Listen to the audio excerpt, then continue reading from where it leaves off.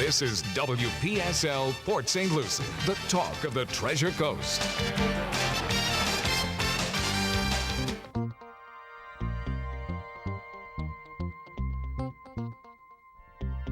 The views expressed on the following program are not necessarily those of WPSL. However,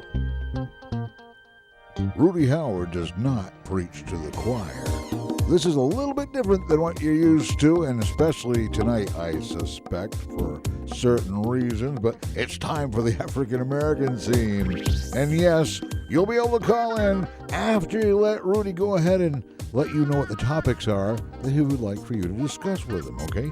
And the number's 340-1590. But without any further ado, here's your host, Rudy Howard. Good evening, good evening, good evening. Always glad to be with you here on a Wednesday night.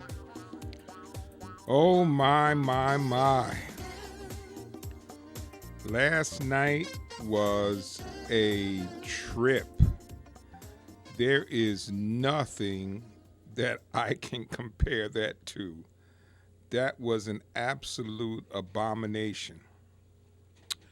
I did hear today that the campaign debate committee has come up with some rules, and one of the rules that they came up with is for people that interrupt and don't allow others to speak, they're going to cut the mic off. Well, I think that's certainly appropriate. But it happens here. Yes. We don't let people call and filibuster you. I'll shut their mic off. Yes. And on Swap Shop, on my show, when they started on things that they shouldn't be in there with, I shut them off too. There's nothing wrong with that. Yeah. It's called a little bit of order. There you go. There you go. So, but of course, I left it wide open tonight so that you can talk about the debate. You can share your opinions of what you saw. And I can talk about what I saw, that horror show. That was just absolutely horrible. And the president is walking around talking about he won the debate, and every newspaper and every commentator probably, but except for Fox, is saying that he just lost dramatically. So, I don't know. Some of you probably think he won too, but I think that he just portrayed being a bully.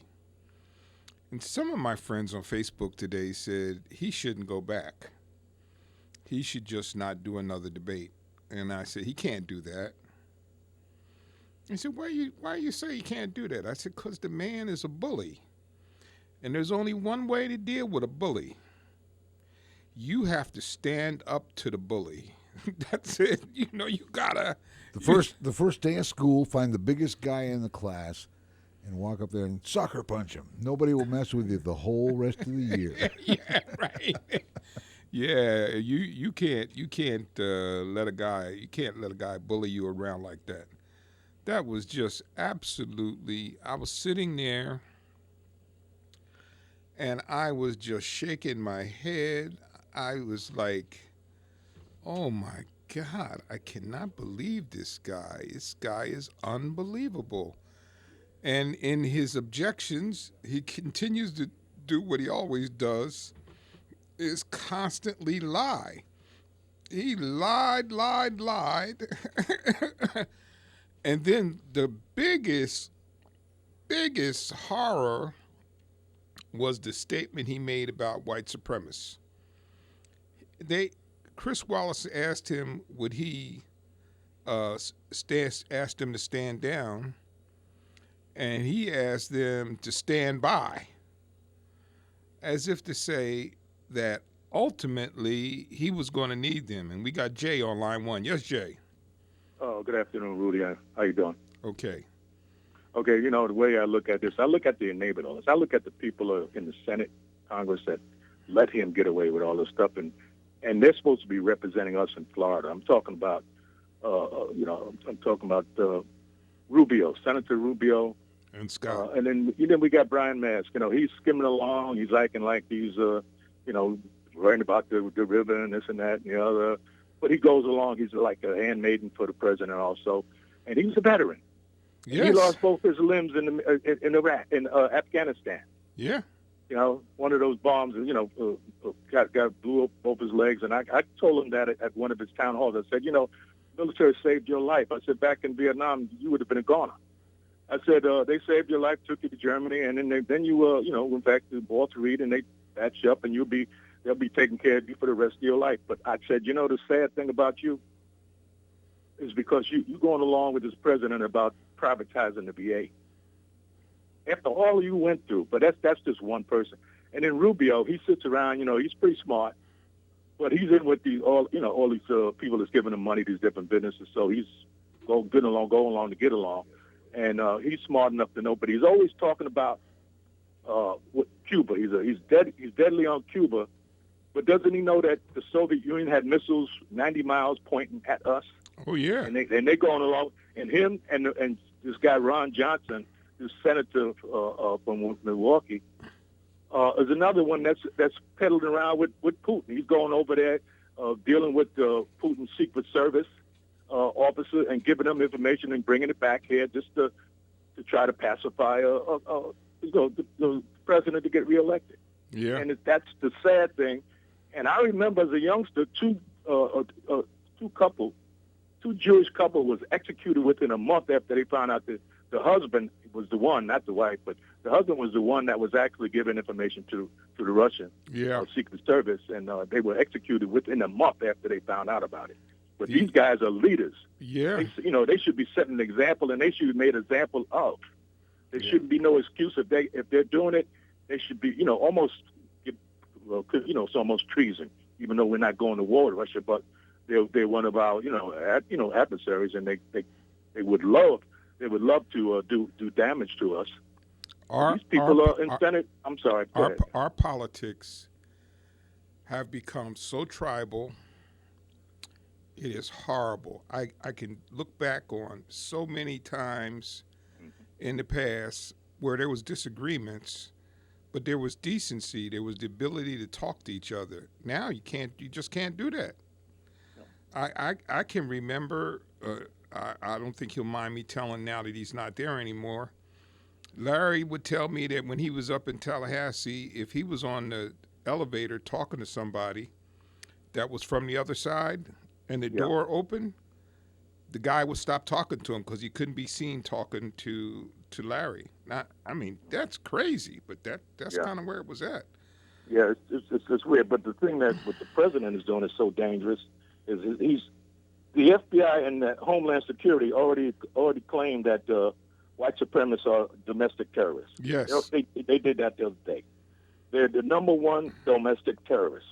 Yes. And this guy is up there bragging and so proud that he's with the Proud Boys and with the white militia and the KKK. He's proud of that. These people are worse than Goebbels or Gestapo.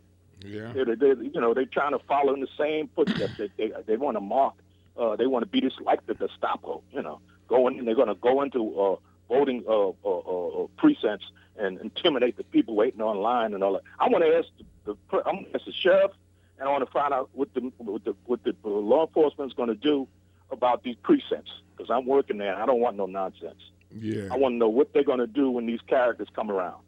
I don't want to hear no nonsense about, no, that's not their right to intimidate. They're not even supposed to be 150 feet from the precinct talking to anybody. Yeah. So I'm going to see what they're going to do. I just hope they follow the law like they're supposed to and protect, the most precious thing that we have in this country for the citizens. And they don't need to be harassed waiting to vote, simple voting. And that shouldn't be they shouldn't be intimidated by these nasty characters that the lowest forms of human beings on planet Earth. Thank you, Jay. I got another caller. Yeah. Thank you, sir. And we got Steve. Steve. Hey, Rudy, how you doing? Okay. I thought last night was a total embarrassment. Oh. Trump just, he acted like a zoo animal.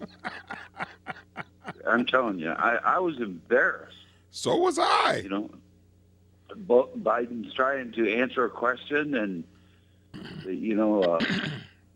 bleach blonde bozo. You just got to keep interrupting and talking, nonsense. This guy's got to go.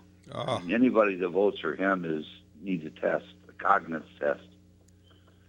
Well, the lady from Britain who's on the BBC, she was on and she was talking about how Europe has basically decided they can no longer count on the United States.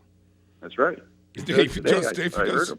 You heard it, right? She said. I heard it. Yeah. Yeah, they've just given up. Europe is looking down on us and saying they're a joke. Yeah. They're a joke. They're not united. They're weak. Yes. And it's all because of our president weakening us. Yes. He's not uniting us.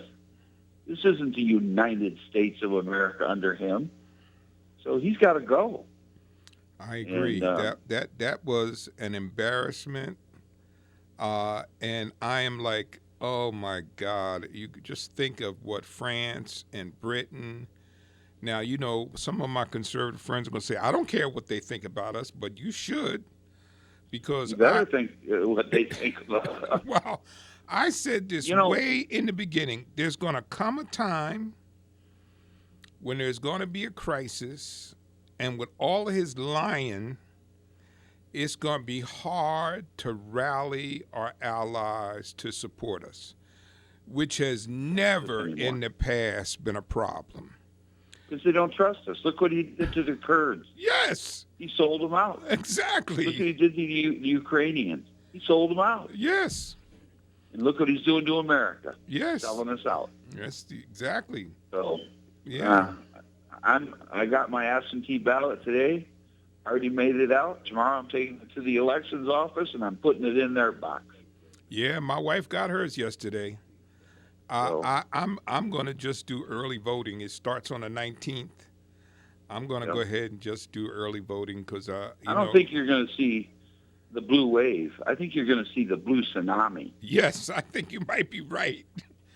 Because I'll tell you, they were giving voter numbers out today, and in Florida, 2,700 more Democrats than Republicans have requested mail-in ballots that had never voted before. Yeah, well, I heard today on the way here that the mail-in ballots been swamping the system, and they're mostly Democrats. The GOP is very nervous about what's taking place. So, well, I think, but Trump has burned the Republicans themselves because they're mostly older people like me. I'm in my 70s, and they don't want to go stand in a line.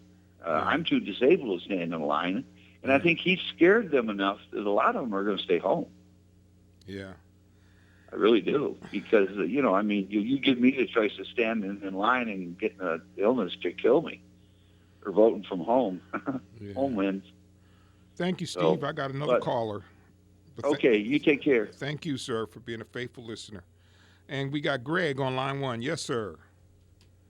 Good afternoon. Good evening, Rudy. Yes, sir.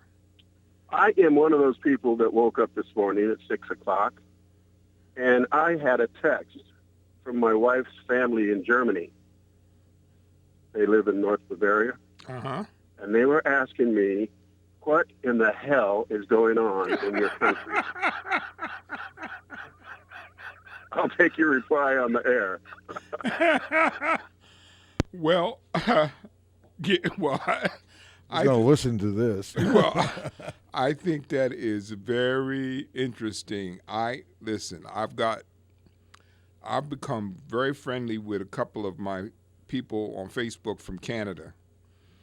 And boy, they have really just unloaded. They're like, what are you guys doing down there?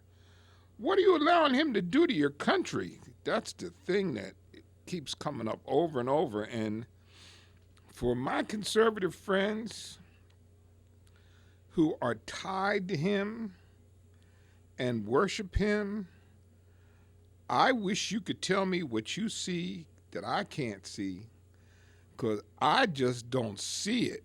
He is just a horror show. He's an embarrassment. He's had 216 indictments in 3.5 years. He's had more indictments than any president in the last 50 years. 216. And he said he was going to clean the swamp. My God, he brought the swamp to D.C. with him. And I don't know. I know I have, like I said, I've lost friends behind this, but I don't get it. I wish you could tell me what it is about him that makes you dedicated to him. And evidently, from what has been exposed with the New York Times, he's not even a good businessman. And if there's one thing that you should have learned over the years, over and over, I have heard Republicans say, what we need is a businessman in the White House. That is not the case. That's not the case. You have to have somebody who has some knowledge of government and how the government works. As you can see, he's had little or no knowledge of the government, and as a result, he has just floundered and just screwed things up. And we got Frank. Frank, how are you, sir? Hello. I just wanted to make a few comments about the man who called earlier. He was just on a few moments ago. Trump has rebuilt the military. If someone says Western Europe cannot depend on the United States, they're wrong. The United States has thousands of troops there ready to repel any Russian aggression. We have atomic weapons throughout the world. We have a superior naval fleet on armadas throughout the world, keeping an eye on communist China in the Far East, as well as parts of Africa. There are incursions into Africa by terrorists.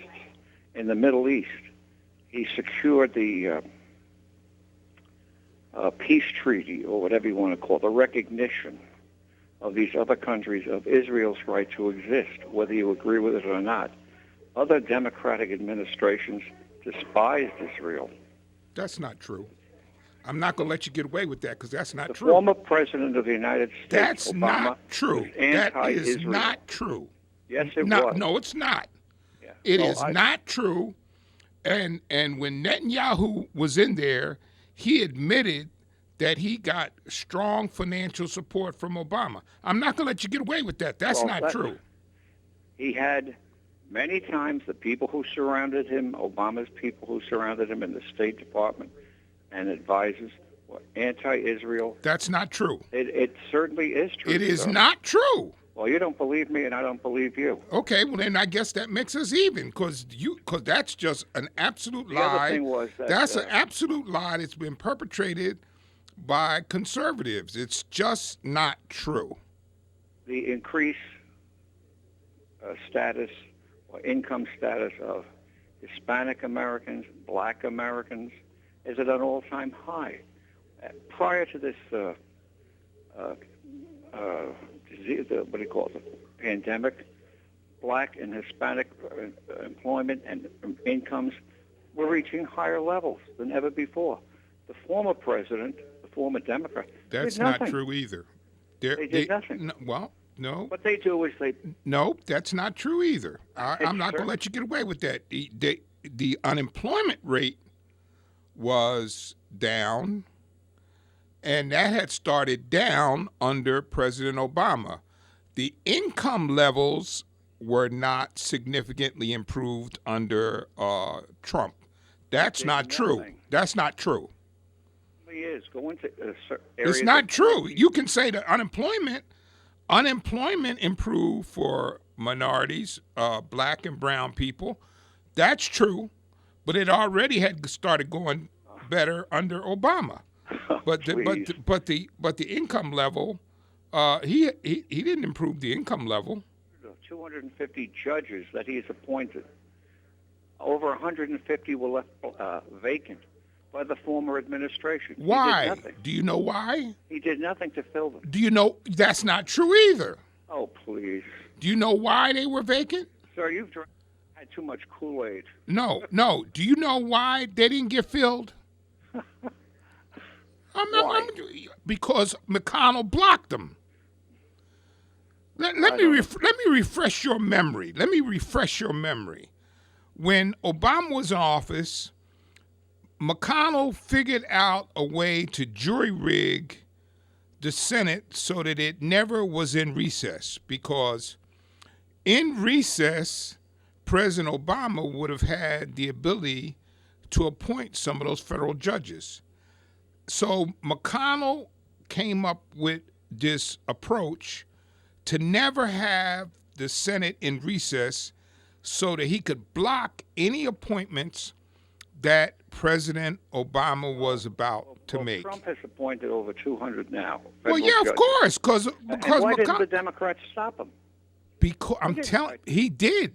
What happened is when Obama made a recess appointment under this jury rig system McConnell did, they took him to court, and the court ruled that he could not make the appointments, that this system that McConnell had jury rigged stood up. That's the truth now. If you want to know the truth, that's the truth. Your source of truth is probably right from the playbook of the Democratic Party. No, that's not. I don't do that. Well, I don't do that. I don't do that. I don't do talking points. I tell you what I know to be true. What I just told you was true. You can't find that in the playbook anywhere. I'm believing is true. You're wrong. Well, you can check it out. There was there was over 150 or thereabouts, between 100 and 150 judgeships that were left vacant when President Obama finished his term, because McConnell wouldn't allow them to be appointed. Matter of fact, I will give you a refresh your memory, because you're having a tough time with your memory. Part of the reason why ultimately the guy from Las Vegas did away with the filibuster rule was so that Obama could get some of his judges through. Because under the old filibuster rule with the judges, McConnell was just blocking every single thing that Obama tried to do as far as the judges were concerned. If that is true, that's politics. That's politics. No matter who's in charge, they try to affect things their point of view. But last night, Biden said Antifa is an idea. He didn't say that. The man is out for lunch. He didn't say that. Why are all these Democratic cities on the West Coast burning? Okay, first of all, let me get you straight again. What Biden said, he repeated what FBI Director Wray said. And I read the article myself. Wray said that Antifa was not an organization, it was an ideology. It's a communist front ideology. Look behind the people who were behind it. Saul Alinsky is one. Saul Alinsky. Those people have infiltrated that movement, and the movement is avowedly pro-communist. They want to destroy your country, my country, and they want to take your tax dollars. That's not true either. They want to defund your police in Fort Pierce or Port St. Lucie. That's not true either. What? That's not true either. Yes, it is. No, it's not. Yeah, well, let's see how the crime rate is in these big cities: Chicago, New York, Detroit, Seattle, Portland, Los Angeles, all democratically controlled. They do not believe in enforcing the law. That's not true. Sir, as a black American, you should be aware that where these riots happen or this destruction, it's in black neighborhoods, and black business owners, small mom-and-pop stores are destroyed by black thugs, by white punks, or communist adversaries of this country.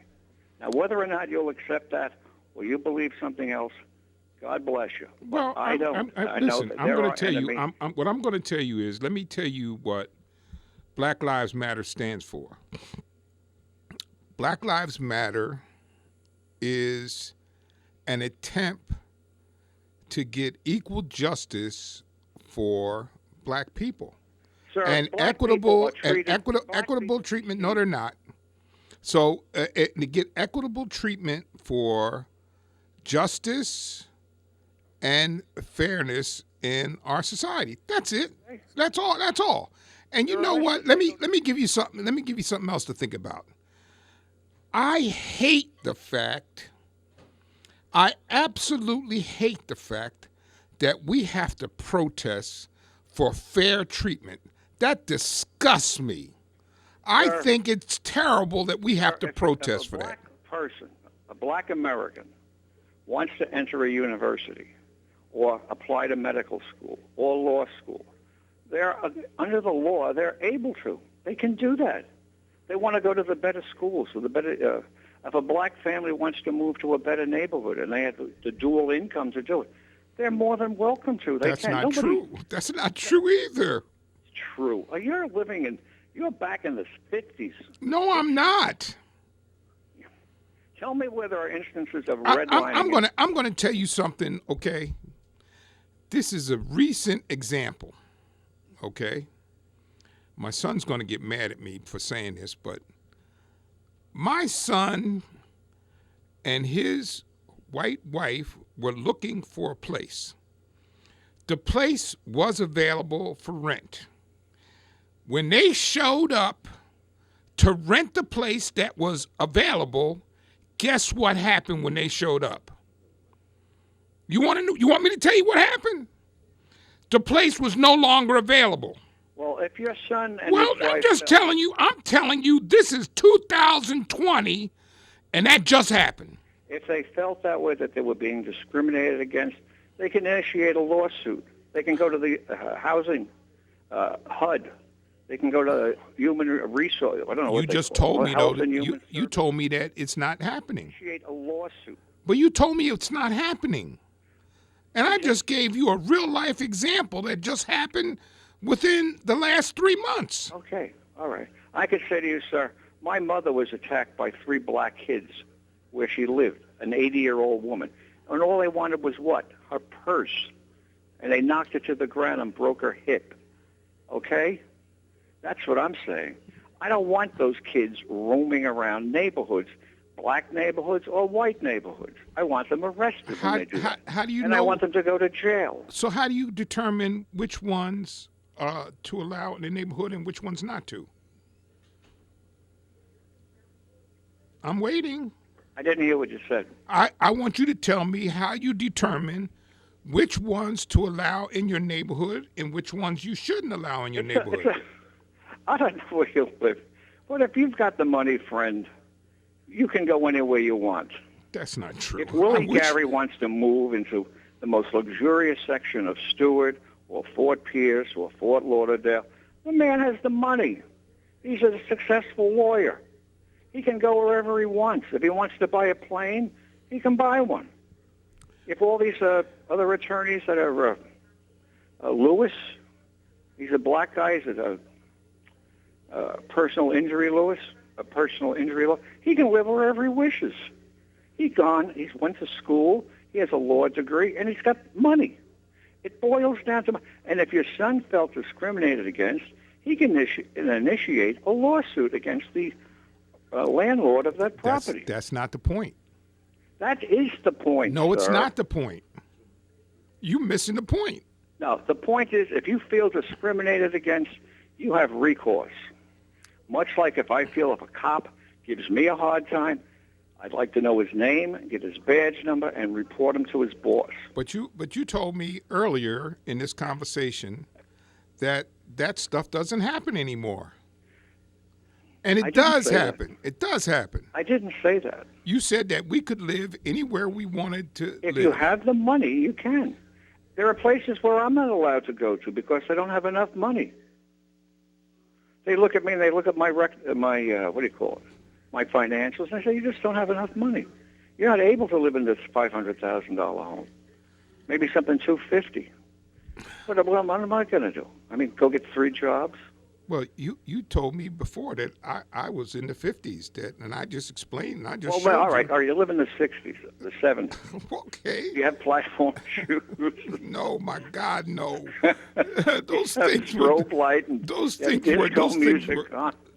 were horrible. I twisted my ankle more times than I care to think about with those daggone, so I could be 6'2". There you go. Hey, Yeah. well, I'll let you go, okay? I'll Okay. give you a call some other time. But All right, okay. And What? we got Winnie. Yes, Winnie. I'm sorry to have in Port St. Lucie about your son and his white wife. Yes, Port St. Lucie? yes. Oh, I'm shocked.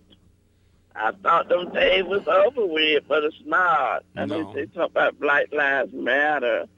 I thought about that McCollum guy, Mitt McCollum, and that Barack Obama. He blocked the whole lot of Yeah, he did. his idea and his stuff. Help that guy.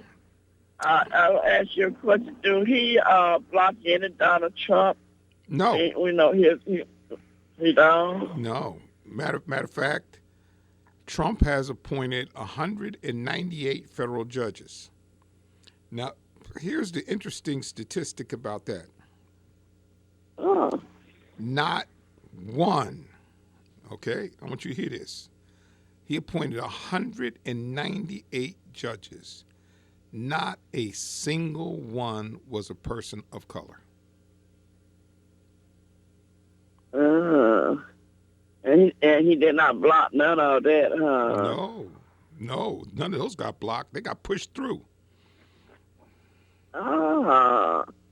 So what, he didn't go along with Trump because they're Republicans? Yes, What you think? that's what I think. Yes, I think it's because Trump's a Republican and he's a Republican, so therefore he's going to support putting all the conservatives on the bench.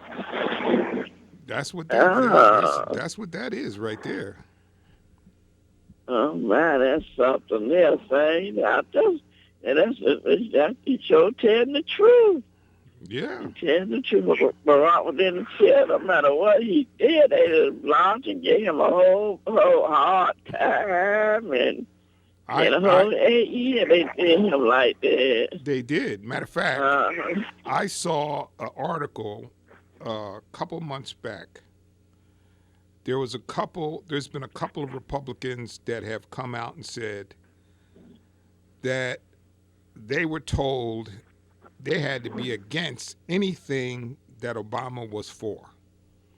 So, and they've there's actual written articles and interviews with Republicans. I think Mick Mulvaney is one of the people that admitted that they told lies on President Obama and blocked things that he wanted to pass because they were told not to allow him to pass anything significant. It's just the way that's the way it was. That had happened. Yeah, but you know the thing is though, God puts us where we need to be because he held himself with such dignity and such grace, even despite the fact that some of them, I heard one guy said he couldn't stand to be standing in the same room as him. And then some of them would not return his phone calls. The president called and they wouldn't call him back. He never whined. He never complained that people don't like me. He kept his head high and kept trying to do the very best he could do every day. He tough. Yeah. He was a good guy. I tell you, if I won't be there, another person like him, and Michelle. Well, he was. Anyway, have a good. He was a special guy. He really was. Yeah, he was. He had so much class, and I got to tell you, the Lord put the right man there because you know what, Rudy Howard could not have handled some of those guys.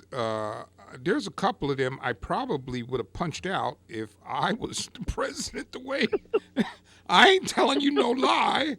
A couple of them, I probably would have just punched right out, right, punched them out, because some of the stuff they did was just so nasty. Yeah, some of the stuff they did to him was so nasty. Like yeah, like when Mitch McConnell blocked Merrick Garland for the Supreme Court, he said nothing made him feel better than to look in Obama's face and tell him he wasn't getting that appointment. See, that would have been one of them times they would have had Rudy Howard in jail, because I would have beat the crap out of him right in there. I'd have bust him right in his nose, I'd have bust him right in his nose. You gonna sit there and stare that right to my face like that?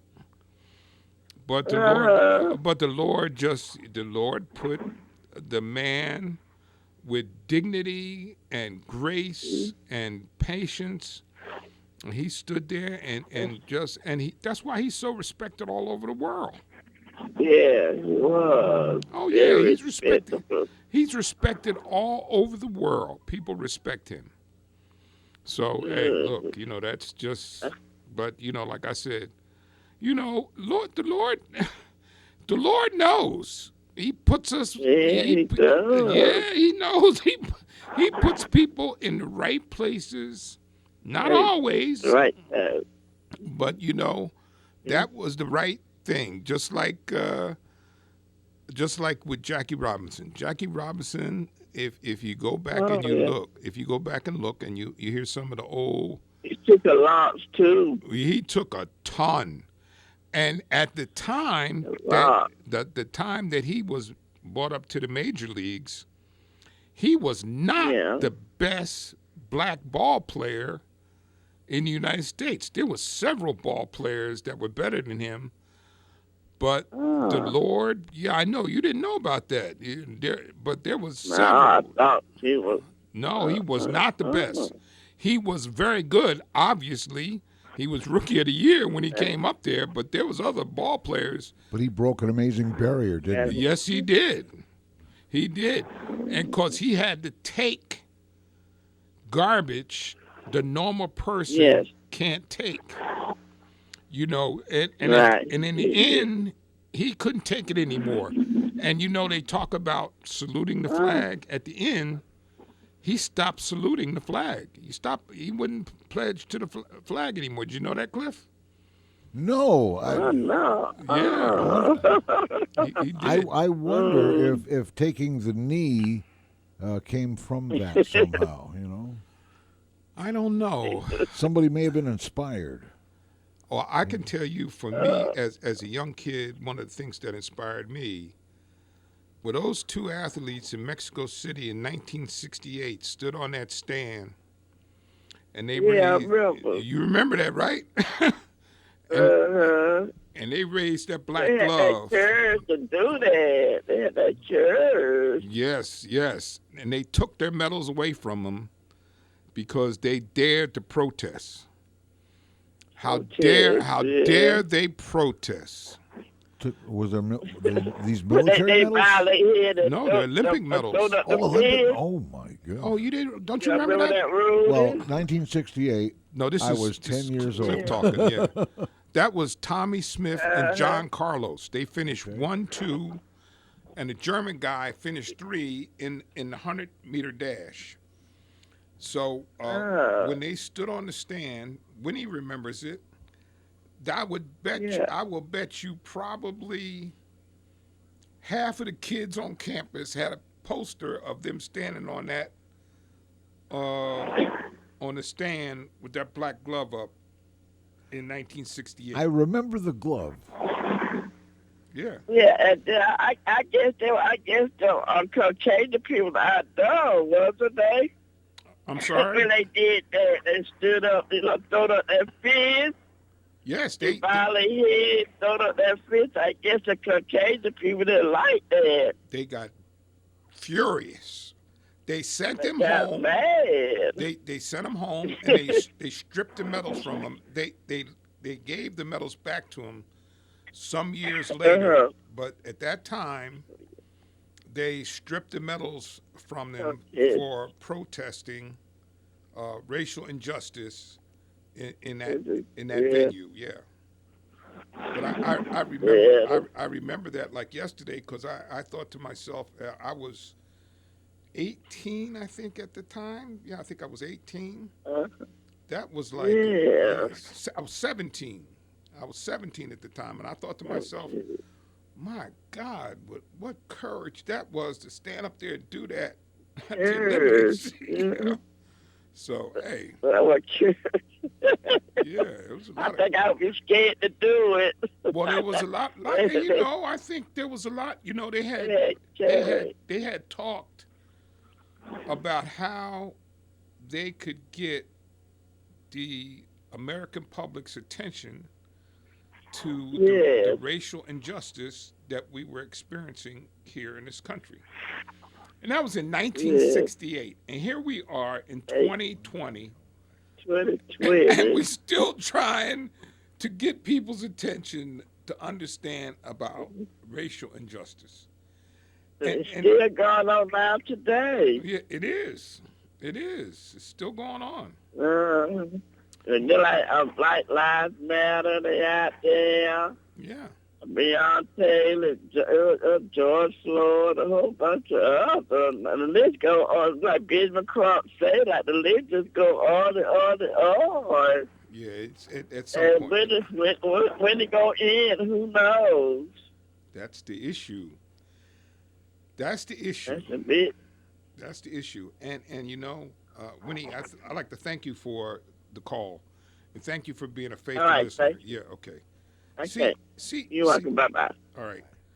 Here's the thing I want my listeners to try to understand, okay? You want to know why black people protest. The way you have styled this, and while you may not mean it to be this way, and then some of you may mean it to be this way, is that we're not allowed to complain unless you say it's okay for us to complain. If you agree with us protesting, then protest is okay. But if you don't agree with the protest, then protesting is not okay. And let me, I talked about this maybe last year sometime. Let me advise you again what a protest is. A protest is supposed to make you feel uncomfortable. If you were comfortable when someone protests, then what would be the point of protest? Because a protest is to grab your attention, to try to get your attention to let you know something is wrong. That's what a protest is. So when you get angry that people are protesting, instead of getting angry about the protest, this is what I want to ask you to do. And I've asked you this before. If I'm your brother and I'm sick and I got a temperature and I feel bad, are you going to tell me to get well, or are you going to try to find out what's wrong with me?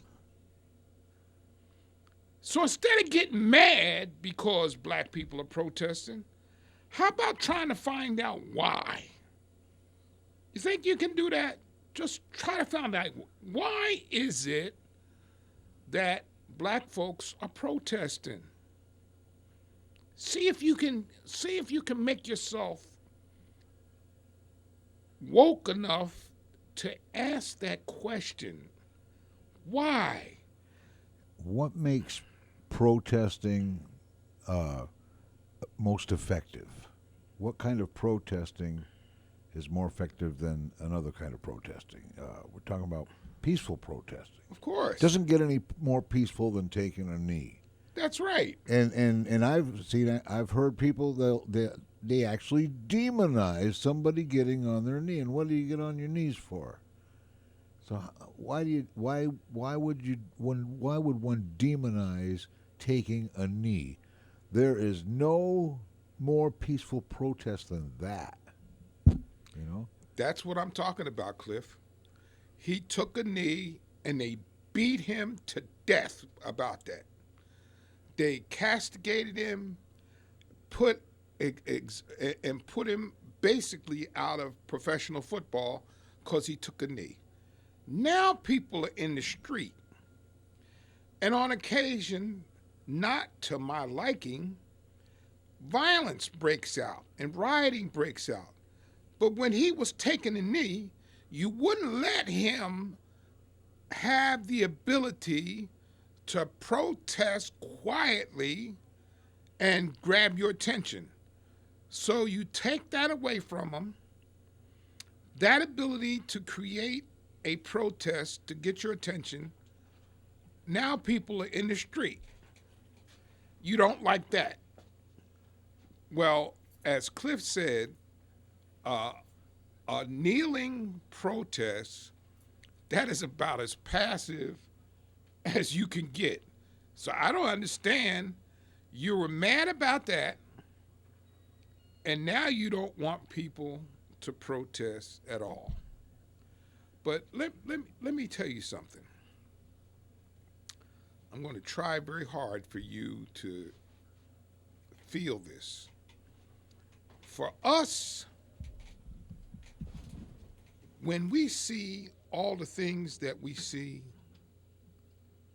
it's like tiny little paper cuts.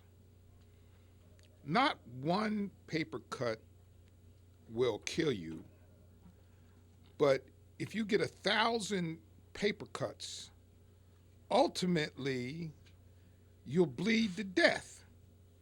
So all of these little things that happen, to Tamir Rice, well, not little, but they're big things to us. All of those things are like little cuts on your body as you watch them happen. Just like with this latest thing with the Breonna Taylor thing. Let me be as fair and balanced as I could possibly be.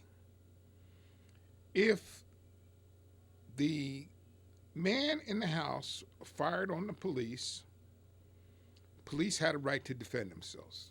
I'm not going to argue that.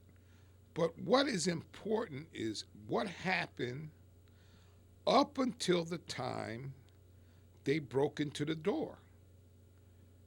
That's the issue. What happened up to the time they broke into the door? Now, the Cameron, who is the Kentucky Attorney General, said he would release the transcript from the grand jury. Today, he was supposed to release it today. Today, he said he needed a week's extension because he wants to edit the release of the transcript to protect witnesses. Now, I'm going to tell you something, okay? Just allow yourself to be logical for just 1 second. What do you think the people on the ground think about him saying that he was going to put off the release of the transcripts for a week while he edits them? Want to take a guess what people on the ground are feeling? Want to just take a guess. What do you think they're feeling? Because here's the thing, and I said this to a person that I've been having back and forth dialogue about this. If he did everything by the book, okay, and everything was the way it was supposed to be, there's no reason to not release the transcript. And if it was me and I was the AG, I would want to release the transcript so I could clear my name. I wouldn't want you thinking that I played hanky-panky with the grand jury. So if I'm confident that I did everything right, I want the transcript released so you can see exactly what I did and how I did it. Now, if you don't want to release it, what does that tell you? There are some facts available that are a little embarrassing to you, perhaps? Yes. Ah. So what does that do? Well, it gets it out of the spotlight, so I mean, kind of like brushes it under a rug. Well, it creates tension. Mm-hmm. Yeah. It creates tension in the community, you know. And first of all, it took 190 days to even get it to the grand jury. Why? Why did it take 190 days? You know. So, but I'm going to say for sure, if the man fired on the cops had every right to defend themselves. I'm not going to argue that for like not 1 second. They had a right. But now what I need to know is what happened up to the point at which they broke in. Because my understanding is the person they were looking for was already in jail. So I want to know what happened. And the community wants to know what happened. And listen, you don't pay $12 million to his family, to her family, if there was nothing at all afoot. Nothing. If you did nothing wrong, everything was right, why would you pay $12 million? What do you think, Cliff? You think they paid? Well, you know, the money does imply payoff. You know, to try to keep it low key. But even so, it shouldn't have happened. I mean, they should have identified themselves when they were pounding on the door. Clearly, they should have. Well, that's the big one, because they say, from what I understand, it still needs to be investigated.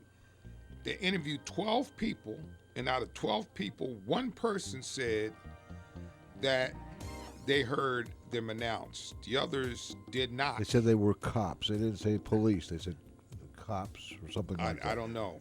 It's hard to tell because it's hearsay unless we hear it ourselves. That's exactly right. But you know, listen, I'd like to thank you for listening to the African American Scene. God bless. Have a safe week. And I will see you next Wednesday right here for the African American Scene. The African American Scene with Rudy Howard, presented by Howard Insurance every Wednesday night in the 6 o'clock hour. With archives on YouTube under WPSL TV.